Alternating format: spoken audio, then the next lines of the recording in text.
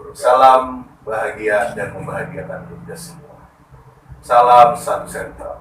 Kembali lagi di channel Gigi Misteri TV, channel yang membahas tentang belajar sejarah dan mengungkap mitos serta misteri yang ada di lingkungan Anda.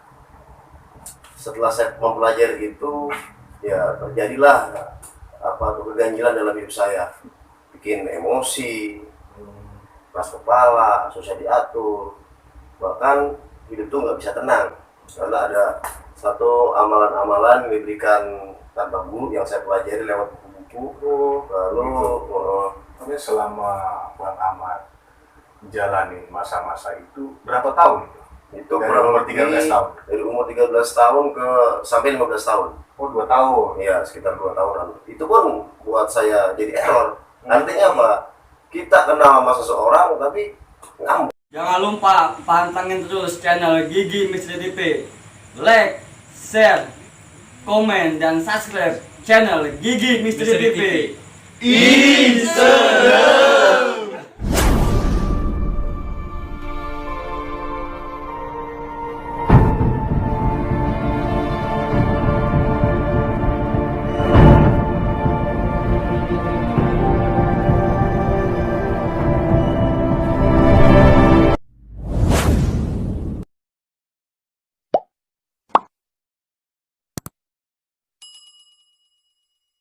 Assalamualaikum warahmatullahi wabarakatuh.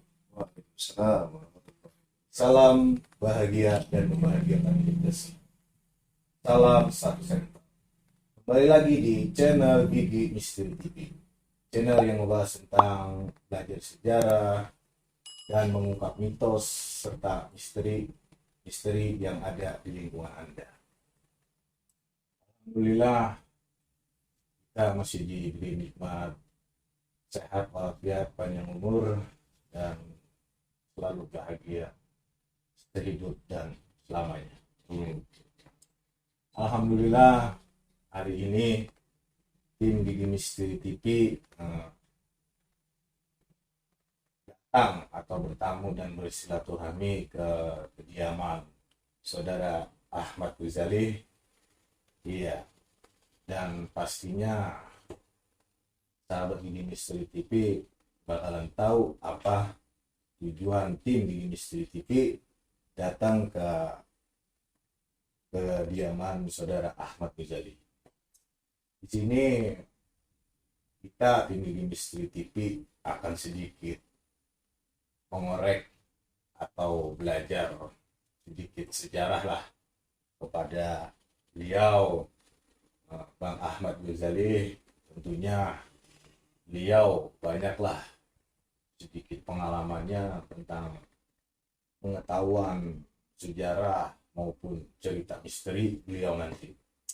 Jangan kemana-mana, tetap pantengin terus dan simak baik-baik tentang kisah misteri dan sebuah sejarah kehidupan dari saudara Ahmad Ghazali. Ya, Assalamualaikum Bang Ahmad Ghazali. Waalaikumsalam warahmatullahi wabarakatuh. Iya, di sini tim Gigi Misteri TV ingin sedikit tahu dah tentang perjalanan ritual atau misteri atau pengetahuan tentang perjalanan hidup Bang Ahmad Ghazali. Kalilah ada sedikit belajar sejarah lah tentang apa dan mempunyai kisah misteri apa gitu. Iya. Jadi perjalanan hidup saya secara pribadi dulu ketika saya beranjak dewasa, waktu itu Umur berapa nih? kurang lebih umur 13 tahun. Udah mulai balik deh. Ya, sekitar umur 13 tahunan lah ya. Saya itu belajar macam-macam ilmu hikmah ya. Sehingga setelah saya mempelajari itu, ya terjadilah keganjilan dalam hidup saya, bikin emosi, keras kepala, susah diatur, bahkan hidup tuh nggak bisa tenang karena ada satu amalan-amalan yang diberikan tanpa guru yang saya pelajari lewat buku-buku. Lalu saya menghafal aja, menghafal. Karena ilmu itu jujur aja saya ngeliat, tapi saya belajar secara otodidak aja, nggak tanpa ada guru gitu. Berarti buku yang didapat ini secara dikasih orang apa emang beli? Ada yang karena saya punya rasa penasaran yang tinggi tentang ilmu, jadi saya itu bukunya itu ada yang boleh pinjam dari teman atau guru-guru spiritual ya. Oh berarti banyak nih. Banyak. Saya dapat referensi itu dari kenalan atau teman tuh banyak guru-guru spiritual. Tapi saya tidak bisa menyebutkan namanya satu atau bisa menyebutkan oknumnya karena itu menyangkut privasi mereka ya. Artinya memang ada kejanggalan dalam mempelajari ilmu hikmah, kedikjayaan segala macam. Kan pengen tuh lagi tren-trennya pada saat zaman masih sekolah SMP dulu ya. Di zaman saya pun sama seperti itu. Ada yang tawuran-tawuran gitu antar sekolah tuh kan ya. Itu saya juga sering, bahkan saya juga salah satu jadi korban kena pukulan hantaman bambu saya itu pada saat itu. Jadi ya.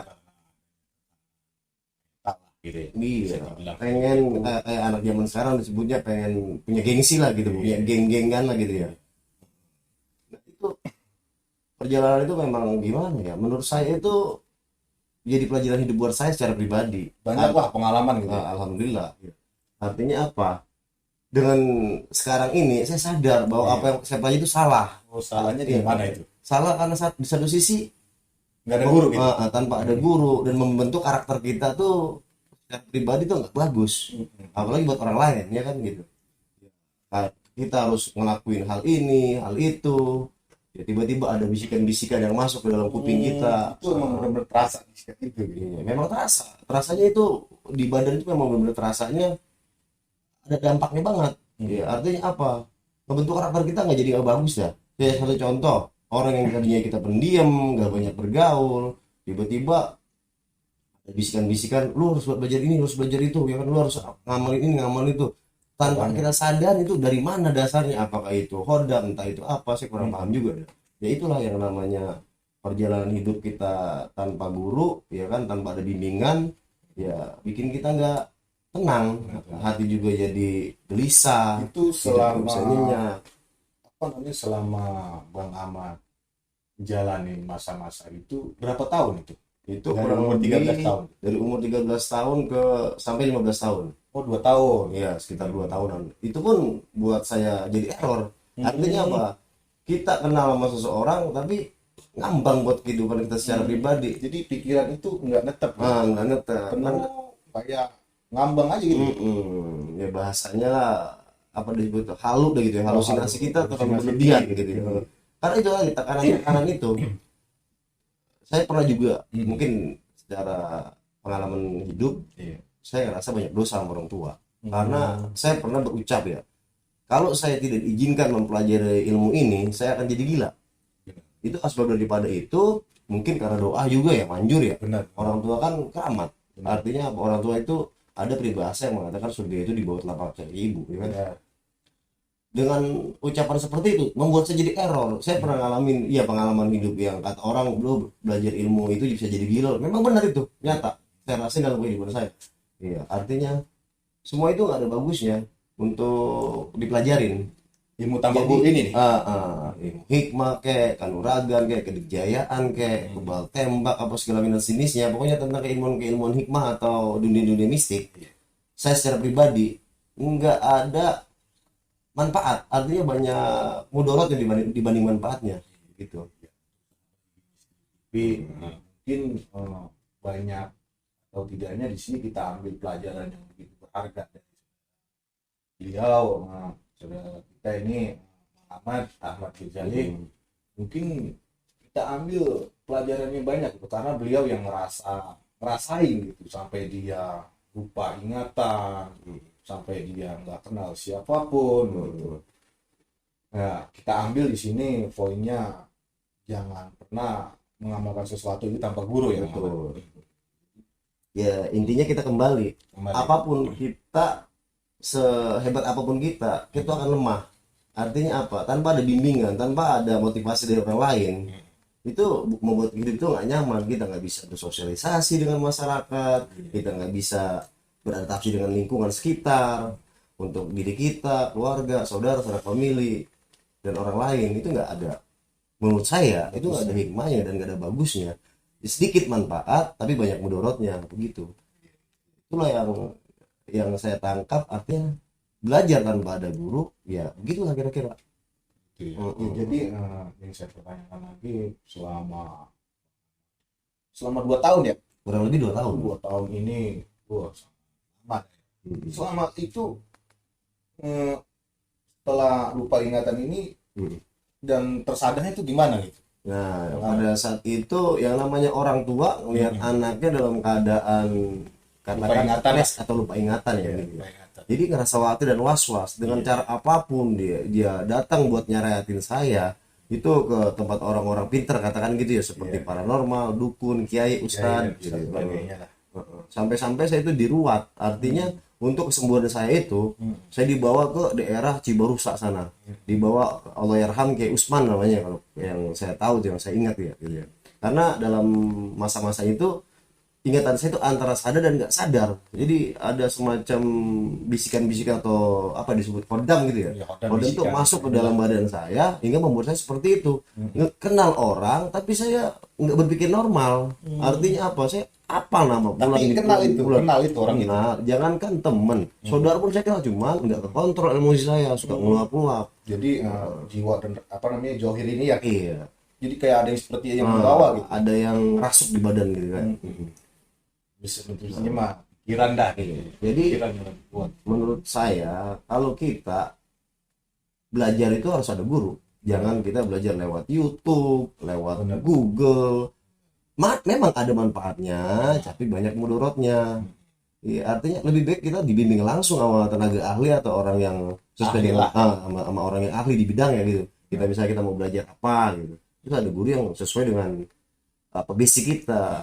Artinya itu bisa membuat kita punya manfaat dalam kehidupan kita sehari-hari. Tapi gitu saya tanya lagi nih dari saudara Ahmad ya, dalam proses penyembuhan ini tuh yang dirasakan Bang Ahmad apa itu? Apakah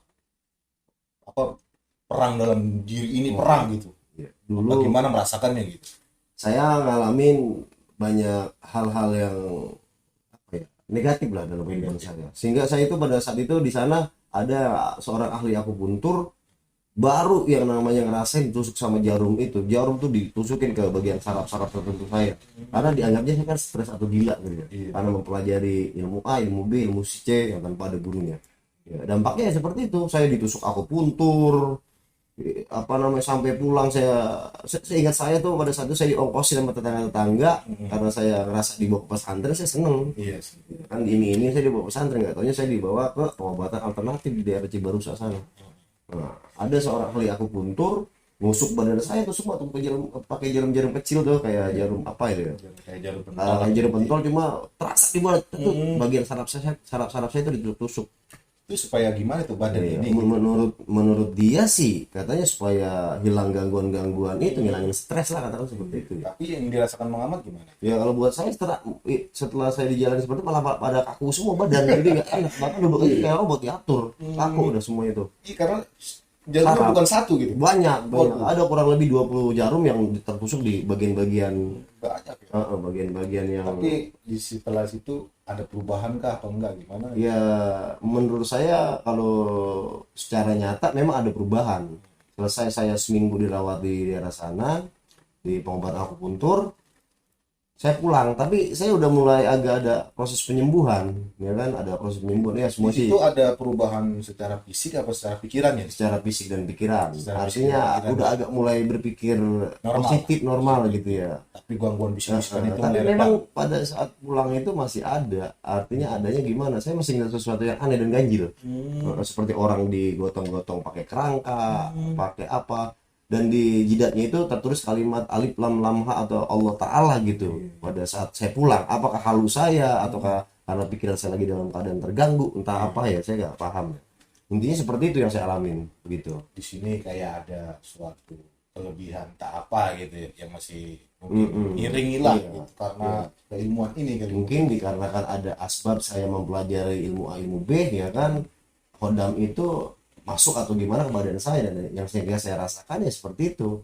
Karena ya apapun belajar tanpa ada guru atau tanpa ada bimbingan dari seorang yang ahlinya ya seperti itu. Bisa kita terjadi hal-hal yang seperti itu ya, cuman nggak ada yang saya bilang tadi, nggak ada manfaat buat saya. Karena kita penyakit ya kan, mental kita nggak ya, nggak sesuai dengan Karuan lah. normal gitu, nggak karuan dah katakan seperti itu ya. Tapi di sini Ahmad sudah ceritakan tentang kisah misteri perjalanan hidupnya. Sebenarnya ini masih ada ini kisah sejarahnya beliau. Beliau mengalami sakit tersebut, itu sakit begitu sembuh nggak kayak orang normal lagi, dalam arti beliau ini banyak pengetahuannya gitu yang beliau dapat, ibaratnya dapat itulah suatu ilham lagi Ya, ada hikmahnya lah. ada hikmahnya dari semua itu. Ya mungkin di lain waktu nanti kita akan mengupas tentang apa namanya belajar sejarah pada beliau, karena beliau pengetahuannya begitu luar biasa. Jadi semua itu memang kalau kita belajar itu apa yang nggak bisa kita dapat, karena ada sebuah hadis yang mengatakan tu'alu ilmi wala bisin, ilmu walaupun sampai kena di Cina ya kan. Sedikit apapun ilmu kalau ada manfaatnya itu maslahat buat kita dan buat orang lain kan gitu ya kan. Fadilatul alal ulil muslim kan seperti itu menurut hadis yang saya tahu. Sahabat, jangan lihat dari segi penampilan maupun segi pengalaman hidupnya, tapi lihatlah sisi kebaikan dan sisi setiap positif-positif dari kita dan Ahmad. Dari perjalanan tersebut beliau banyak pengetahuan dan banyak mau belajar lebih giat lagi. Ya, buat sahabat Gigi Misteri TV yang sudah mendengarkan atau menyimak cerita ini, ambil sisi positifnya dan buang sisi negatifnya aja. Mungkin buat Bang Ahmad pesan-pesan buat sahabat Gigi Misteri TV, buat pesan-pesan moralnya lah gitu, positifnya gitu tentang terkait ini gitu.